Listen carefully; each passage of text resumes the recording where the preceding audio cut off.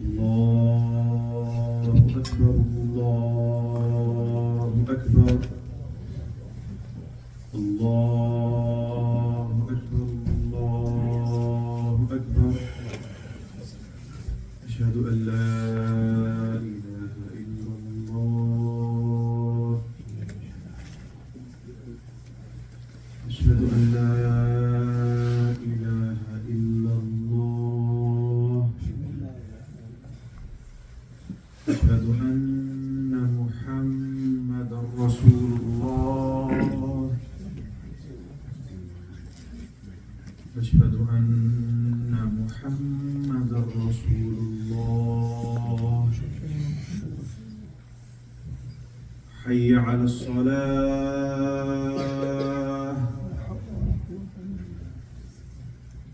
حي على الصلاة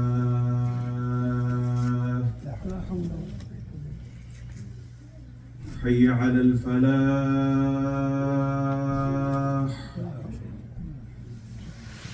حي على الفلاح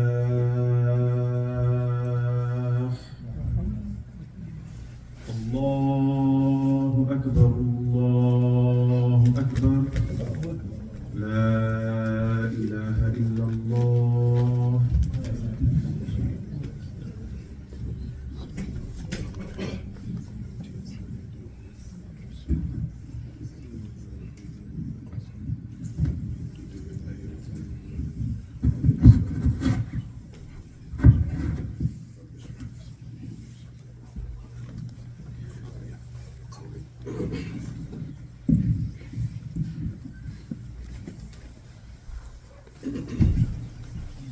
إن الحمد لله نحمده ونستعينه ونستغفره ونعوذ بالله من شرور أنفسنا ومن سيئات أعمالنا من يهده الله فلا مضل له ومن يضلل فلا هادي له وأشهد أن لا إله إلا الله وحده لا شريك له وأشهد أن محمدا عبده ورسوله يا أيها الذين آمنوا اتقوا الله حق تقاته ولا تموتن إلا وأنتم مسلمون يا أيها الناس اتقوا ربكم الذي خلقكم من نفس واحدة وخلق منها زوجها وبث منهما رجالا كثيرا ونساء واتقوا الله الذي تساءلون به وأرحام إن الله كان عليكم رقيبا يا أيها الذين آمنوا اتقوا الله وقولوا قولا سديدا يصلح لكم أعمالكم ويغفر لكم ذنوبكم ومن يطع الله ورسوله فقد فاز فوزا عظيما. أما بعد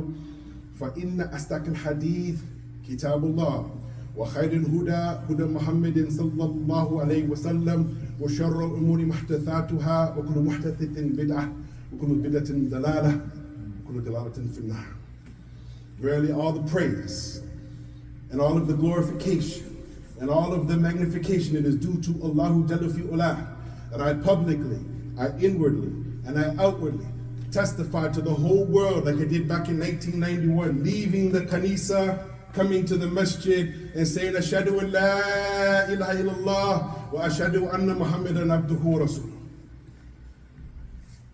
Al-Unwan al-Yawm, the khutbah for today, bi'idhnillahi ta'ala, is born not knowing anything, born not knowing nothing. How much knowledge do you really have? وقال الله تعالى كل يستوي الذين يعلمون والذين لا يعلمون. Are they equal? Those who have some knowledge and those who don't have no knowledge. Is the one who can see like the one who cannot see? Is the one who can hear like the one who can't hear? Is the one who can walk like the one who can't walk? Allah Ta'ala is saying the one who has some ilm is not like the one who doesn't have no ilm. عنوان اليوم يا إخواني يا أخواتي وقال الله تعالى والله أخرجكم من بطون أمهاتكم لا تعلمون شيئا وجعل لكم سمعا وأبصارا وأفئدة لعلكم تشكرون. Allah Ta'ala goes on to say, for you young kids that are listening to this khutbah, I made it specially just for you.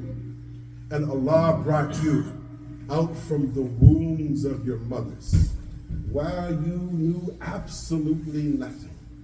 You didn't know your name. You didn't know where you were born. You don't know anything about your family. If they said, Abdullah, Sharik, Suhail, Kalinka, how are you doing? You're looking around like this. What is a Sharik? What is a Suhail? What is a Kalinka? What is a Hamza? You didn't even know your name. And that's why, ya Ikhwani, out of all the du'as of the Prophet ﷺ, you only find one ziyada that he asked Allah Rabbul Izzah for. Rabbi zidni ilma. The Prophet ﷺ asked Allah Azza wa Jal, oh Allah, increase me in knowledge. And this is one of the things, ya Ikhwani, when I became a Muslim, just before I became a Muslim, ya Ikhwani, I was reading the autobiography of Malcolm X, rahmatullah alayhi, and I deemed that every young Muslim boy should read this book, because in it is Hidayah by Allah's permission, ya Ikhwan. I found Hidayah reading that book. I wanted to become a Muslim because one of the things that Malcolm X, rahmatullah alayhi, he said, I don't want to be ignorant. And knowledge is power. Knowledge is power, ya Ikhwan. Being ignorant, ya Ikhwan, of who Allah is, who the messenger is, and what the deen of Islam is, ya Ikhwan, is the worst thing that a person could ever have in their lifetime. So when we look at the situation, my dear brothers, my dear sisters, and inshallah ta'ala, this is the reality. You start off, ya Ikhwani, not knowing anything. So you go to junior kindergarten, then senior kindergarten, then grade 1, then grade 2, then grade 3, then grade 4, then grade 5, then grade 6, then grade 7, then grade 8, then you graduate. Then grade 9 and 10 and 12, and then you graduate again. You've accomplished something. You have a high school diploma. Then, if you want, and if you have the money, you can go to university for another 4 years and get something called a BA. And then, if you want to go back to school and you have some more money, you can get something called an MA. And then, ya Ikhwan, if you have more time and more money to spend, you can get something called a PhD. And from the hood where I grew up in, we call that permanent head damage. Meaning that you can't learn nothing more. You've learned it all. And the reality is, ya Ikhwani, is that I learned a long time ago, being a person who grew up in the streets, to be a lifelong learner. A lifelong learner. So when we look, ya Ikhwani, barakallahu fikum, may Allah bless all of you brothers, the reality of the situation is there are some lines of poetry, ya Ikhwani, that we want to benefit from the ulama al-Rabbaniyun. And from amongst them is the great scholar known as Imam Ali Asbahani, rahmatullah alayhi. He went on to say, this is a line of poetry. As for the young kids, inshallah, you'll get a chance to give a khutbah one day. اعمل بعلمك تغنم أيها الرجل لا ينفع العلم إن لم يحسن عمله. A man, he only acts according to your knowledge. You will profit. If you act according to your knowledge, you're going to get the benefit. Something what is known should be taught in school, and you're going to learn it here today. ROI. ROI, return on investment. That's why your parents send you to Quran school, because you're invested in their akhirah too. Because if you memorize the Quran, then your parents will get something called a taj, a crown on their head, because of the investment. Oh man, act accordingly to your knowledge, you will profit. Knowledge without putting it into good deeds is surely of no benefit. So how many Muslim Yahwan, I can't tell you over the years that I've met them, and they say, MashaAllah, brother, Sheikh so-and-so, this brother, he memorized so much. I said, MashaAllah, that's for him. But for us, we want to see the benefit of the person's knowledge in the akhlaq, ya akhwan. And I was sitting with one of my friends, he just graduated, just memorized the Quran, and we told him that if you don't have good manners with your memorization, then you've lost. And that's why you find Imam As-Suyuti and Imam An-Nawawi and other ulama, they wrote books called At-Tibyan Hamlatul Quran. The etiquette of the one who carries the Quran means that he doesn't do things that he shouldn't be doing, like stealing money from the zakat box, or robbing the neighbor, or lying, or cheating. Can you imagine a hafiz of Quran lying and cheating, my dear brothers? So look at the situation, my dear brothers. We're living in a time now where ilm is something, ya ikhwan, that many people, they run away from the knowledge. And we look in the books of tafsir, and this is one of the greatest things that you can ever do, is read the books of Mufassirin. There's kanz min al-kunuz. There's treasure upon treasure. So you find in Imam al-Tabari in his beautiful book, Ibn Jarir reported in his tafsir an authentic chain from Ibn Mas'ud who said, when a man from us would learn 10 verses of the Quran, just only 10 verses of the Quran, he would not go past that. He would not exceed it until he knew their meaning and until he acted upon it. It's something called ilm wal amal. You act according to the knowledge that you have. So my dear brothers in Islam, going on with the ulama, they wanted to say, from amongst them is the rest of the statement of Imam Asbahani. وَالْعِلْمُ زَيْنٌ وَاتَّقُوا اللَّهَ زِينَةٌ وَمُتَّقُونَ لَهُمْ فِي عِلْمِهِمْ شُهْرٌ. That knowledge is a bounty, it is a blessing, and the fear of Allah, it embellishes it. So he has some knowledge, and if you really fear Allah, it'll make it even more beautiful. May Allah make me and you from amongst those people. And those who are the real ones who possess the taqwa are those who implement what they know. And there's something, ya ikhwan, that happened about 10 years ago where a brother was doing something wrong. And me and some brothers, we tried to advise him. A hadith. Ah, brother, I heard that hadith 1,000 times before. This was his response. Zakhi, you heard it with your ears, but did you hear it with your heart? Because if you heard the hadith with your heart, it would have an effect on the jawari. And that's what they said, al-iman qawlun bil-lisan wa tasdiqan bil-qalb wa amr bil-jawari. Iman is a statement on the tongue, amantu billah. It is a belief that is firmly fixed, tied, solidified, cemented in the heart. Some people think that that's it. There's a group of Muslims who think that's all you need. But the third thing, ya ikhwan, is actions upon the limb. Don't tell me that you fear Allah, show me that you fear Allah. And ya ikhwani, it's a sad affair these days when you go to a Muslim and out of the sincereness out of your heart you say, Akhi, taqillah, ya akhi. Your brother, your sister, they're reminding you of Allah. And I've seen with my eyes and I've heard with my ears, you ittaqillah, ya akhi, you ittaqillah. Jazakumullah khair. But brother, fear Allah. Don't steal, don't rob, don't cheat. Don't hurt the people's feelings. Who do you think you are to come and tell me to fear Allah? You're just a new Muslim. These are some of the things that we've heard, ya ikhwan, over the years. And it's very sad that the Muslims, when they get advice, something called nasiha, an-nasiha, قُلْنَا لِمَنْ يَا رَسُولَ اللَّهِ قَالَ لِلَّهِ وَلِكِتَابِهِ وَلِلرَّسُولِ وَعِمَّةُ الْمُسْلِمِينَ وَأَمَّتِهِمْ. That this religion is sincere advice. The Prophet said it 3 times so it can sink in to Allah, to the Book of Allah, to the Messenger ﷺ, that we have to be sincere to that, and that we are sincerely advising the Imams and to the common folk like me and you brothers.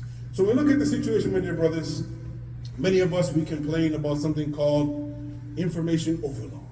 Too much information, too many sheikhs to listen to, too many classes, too much this, too much that. Okay, take some bite-sized knowledge and try to get the benefit. The question comes now, my dear brothers, are we getting something called the ilm al-nafi'? Not la ilm la yanfa', knowledge that doesn't benefit, ya ikhwan.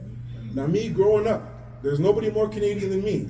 I love hockey, I love soccer, I grew up around all types of things that many of you guys never seen. And it's hard to purge these things out of the system. And I asked one of my sheikhs before he passed away, Abu Khalil Jad Safasta, rahimahullah, rahmatun wasi'ah, Sahib al-Khair, mashallah, student of Sheikh Mubarak 40. I asked him, Sheikh, what is the success for us here in North America? And the Sheikh really said, he said, as long as our volume of our da'wah is louder than the da'wah of those who don't call to Allah and His Messenger, then we will win. Our children will win. But it finds, ya ikhwani, that we as a ummah, we are lacking in so many levels. So looking at the situation, my dear brothers, having bits and pieces of information, practical hands-on knowledge, something called tatbiqiha, implementing the knowledge that we have.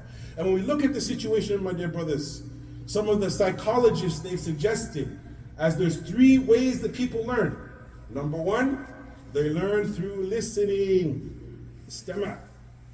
They learn through seeing, basar, like the ayah said. But then there's something called hands-on training.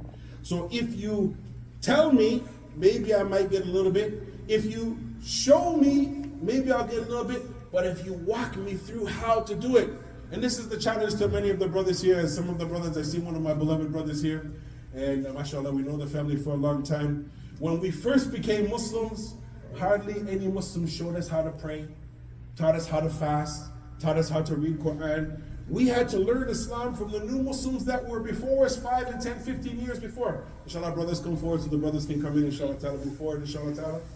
So we're looking at the situation, my dear brothers. I myself, Ya Ikhwani, I used to run the streets, and I learned from some of the guys in the hood that street knowledge and academia, they can come together.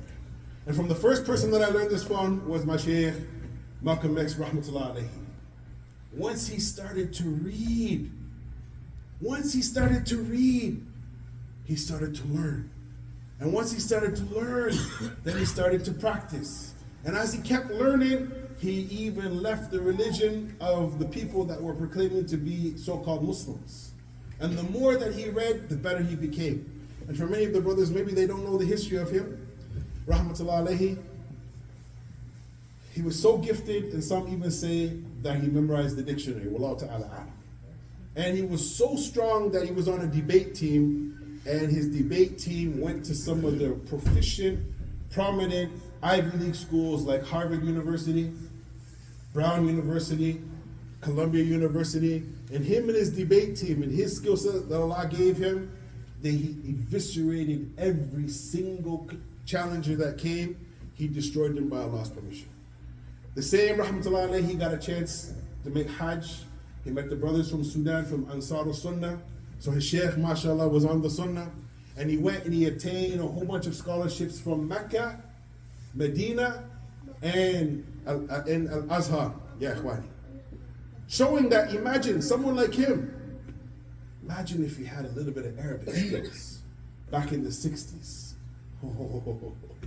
So impressive, ya ikhwani.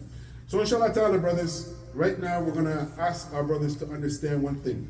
And as the ayah kids, this is something, my mother, she's 80 years old, alhamdulillah, she took her shahada years ago, but she has Alzheimer's and dementia, and she's struggling.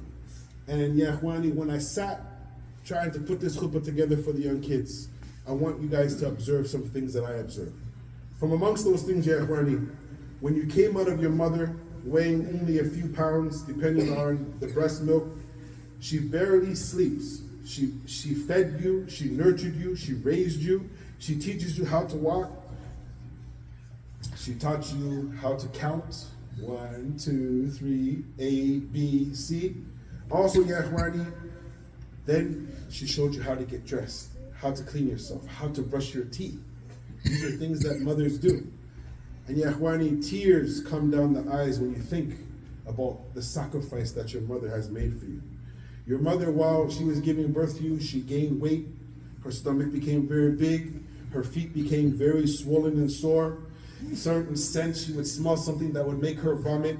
She couldn't sleep at night. If she was sleeping and you cried, she'd have to get up and feed you. And the reality is, brothers, is we're hearing in the city of Toronto, and I get these phone calls from time to time about bad Muslim kids. And I've seen so many things over the years working in the prison. The worst sin that I ever seen or heard about was a young Muslim boy taking his fist and punching his mom in the jaw and knocking her out. Ya ikhwan. Wala hawla wala quwwata illa billah. This is what's happening in the streets. Well, the Muslim kids, they don't know how to act, even though their mother has given them so much. So looking at the situation, my dear brothers, my mother, for many years, she was a personal shrink for me as a young boy. I'd have problems, I'd go to my mother and I'd discuss them. My mother was my biggest investor. My mom used to lecture me every single day. And this is one of the things the kids say, I don't want to go to the masjid. And we ask them why. I don't want to hear a lecture. It says the lecture, the sheikh is coming lecture. The kids, they don't like that word lecture. We should use words like youth empowerment seminars. Because when we ask one of the kids, why don't you want to come? The sheikh's coming. I don't want to be lectured. My mother and my father lecture me every day. This is serious, ya ikhwan. Also, ya ikhwan, inshallah, before we sit down for Jilsa Istiraha, My mother at times, she used to give me, in my culture, something called an attitude adjustment. Now many times, Mr. Spoon, or the pan, or the frying pan, or the cord, or some of these things in my day, if I was a bad kid with a bad mouth doing bad things, Mama used to give me those things. Now what we suggest, take your kids to the gym, get them involved in the gym, put some gloves on them, and if you're a parent, you're showing them how to box, you can box them a good one. But now it's sports, you see? So when we look at the situation, my dear brothers, mothers are so important for us. And for those who think they're not going to get any benefit from this khutbah, I did the math. My father was a forensic accountant. He worked for the LCBO, and my father was so gifted at math, and he taught me, son, count the numbers. So here's the thing. When you guys go and you look at it, even though there's 52 weeks of the year, right now we're sitting for half an hour. So for this month, maybe there's 4 Jummas, maybe there's 5, we're going to round it off to 4. So 4 Jummas, 30 minutes times 4 equals 2 hours. Times that by 12 months equals 24 hours. 24 hours of Jumu'ahs, approximately, maybe 25, equals only 1 day of knowledge. Out of 365 days of the year, the vast majority of Muslims, they don't sit in any type of knowledge. So now the question comes. Some brothers, they gotta park, take some time. When they come in, unfortunately, we only have one facility here, so now you gotta wait for wudu. Then when you come, you gotta pray rak'atayn. Then maybe you go to a masjid and the imam, his English isn't good at all. So by the time you actually get anything, there's not much to gain. So the question is, do the men have more knowledge than the children and the women? And you'll be surprised, brothers. Some of the sisters are spending lots of time learning online, and they get corrected like I get corrected from my wife all the time now. So we can continue to learn, because learning is a lifetime skill. With that, هذا ما عندي وصلى الله وسلم على نبينا محمد وعلى آله وصحبه أجمعين.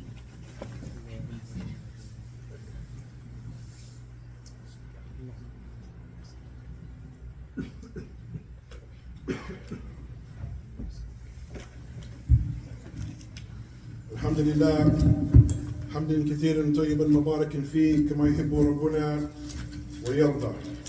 My dear brothers, my dear sisters in Islam, looking at the situation once again, and went through the book of Sheikh Abdul Muhsin Abad. They just published it in English, where he wrote a very beautiful book called Shadarat fil Fadli Ilm wa Ahlihi, the selected gems of those virtues of the knowledge. And from amongst the quotes here, that I found very beneficial, and recently a brother called me from London and he said, there's a sheikh coming to Windsor, let's go down and let's travel to see the sheikh. We got some benefit from him, alhamdulillah. And it came across this beautiful qawl of Yahya ibn Abi Kathir, where he went on to say, and this hadith is in Sahih Muslim, لا يستطاع العلم براحة الجسد, that you cannot achieve knowledge through chilling and relaxing and just hanging out. You got to get up and go get the knowledge wherever it is. And as a young boy, when I first became Muslim, we used to travel to Philadelphia, New Jersey, New York City. We used to go to Maryland and Detroit and Cincinnati and Chicago and LA and many places in between. Someone who had some ilm to go in and sit at their feet and try to learn something. Some of the older brothers, they remember when the Mashaykh, they came here, we used to sit in front of them like little baby birds, just trying to get one worm of knowledge, ya akhwan. And that's why we're trying to make this khutbah for the youth, so that they understand that no matter who you think has the knowledge, inshallah, come forward so the brothers can come. There's always somebody who has a little bit more knowledge than you, a little bit more understanding than you, a little bit more wisdom than you, a little bit more experience than you. They call khibra wa tadriba. And also, ya akhwan, sometimes we fall into being muqassir. We fall short of the mark. I am from amongst those people, I fall short of the mark all the time. So there's an ayah that scares me, and it should scare you.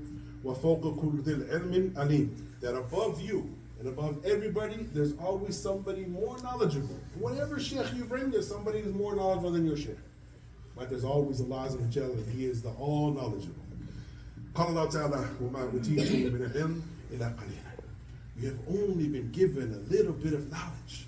I know brothers, mashallah, tabarakallah, they went and they can quote more than me, and they memorize more than me, but then when you look at the actions of their family, ya ikhwan, this is how we view the people, akhi. Is your wife on what you're on? Is your children on what you're on? Are they practicing it? Are they upon it? Are they still upon it? Inshallah, are they going to die upon it? So with this, my dear brothers, we want to end the khutbah because some of our youth are very restless here. And I just wanted to give you one last quote from Imam Shafi, and we're concise in it because you see the youth, they don't have a lot of attention. In my day, if you didn't have a lot of attention, you used to be put in detention. Right? قال إمام الشافعي أخي لن تنال العلم إلا بستة سأنبئك عن تفصيلها بالبيان ذكاء والحرص واجتهاد والبلغة وصحبة الأستاذ وطول زمان. My dear brother, Imam Shafi, he's talking to me and he's talking to you. You shall never attain true knowledge except through 6 things. Intelligence. We have dumb Muslims now. Many of them are going to the jail, even though they're half of the Quran. There's lots of them. Diligence, relentlessness, relentless efforts, and sufficient provision. You want to go study, you need some money. Also, the companionship of not just a scholar, a murabbi, someone that can nurture you.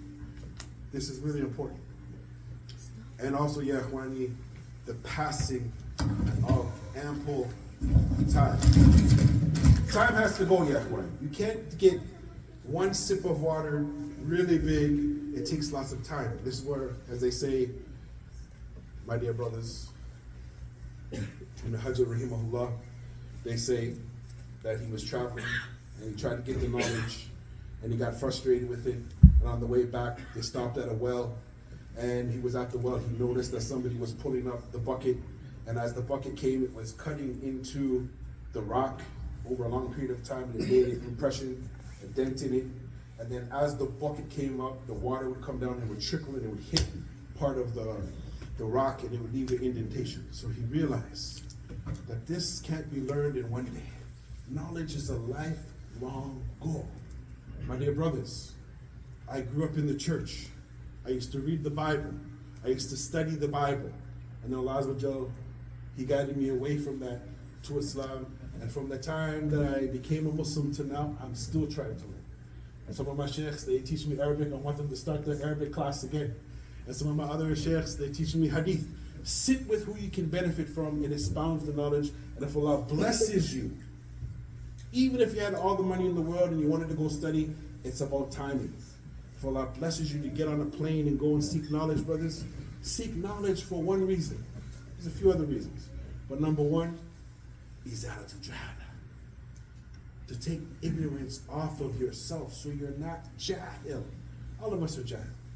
Jahil basit and jahil murakkib. Jahil basit, little bit ignorance and compounded ignorance. Even some of the best Arabs that I've met in my life, and I'm going to end it with this. My sheikh who has a PhD in the Arabic language, he memorized Alafiyah and he has a PhD in that. He sat with some of the great Arab imams in the city of Toronto. And they wanted to study with him Alafiyah. He said, first let's study Ajrumiyah, which I've went through 6-7 times. I don't understand anything. That means I got to go back over it again. The sheikh told them, you guys need to go back to Ajrumiyah. These are some of the biggest Arabic speaking imams in the city, and the sheikh who has the PhD, he said, you got to go back. Rojo, go back. And go back and learn your knowledge. So with that, my dear brothers and sisters, as our youth are here, one of the things that some of the youth, they need to learn before they memorize any Quran is adab. As you see in the masjid, mashallah tabarakallah, some of the kids are sitting beside their father with good adab. My son, he never memorized much Quran, but mashallah, he has impeccable manners for those who have met him. He's like a Superman. He got some MMA skills, mashallah tabarakallah, but he's like Clark Kent. He likes to be on the IT. So not all of us have that aptitude to do one thing. One of the things I told him is just be a good Muslim. You don't need to be like me. But inshallah ta'ala, maybe my grandchildren will be better than me. And this is the goal for every parent, is that your children become better Muslims than you. With that, هذا ما عندي وصلى الله وسلم على نبينا محمد وعلى آله وأصحابه أجمعين. سبحانك اللهم وبحمدك وأشهد أن لا إله إلا أنت وأستغفرك وأتوب إليك. May Allah give us better Muslims from amongst us, from our wives, and from amongst our children. With that, Akim as-salat wa yarhamukallah.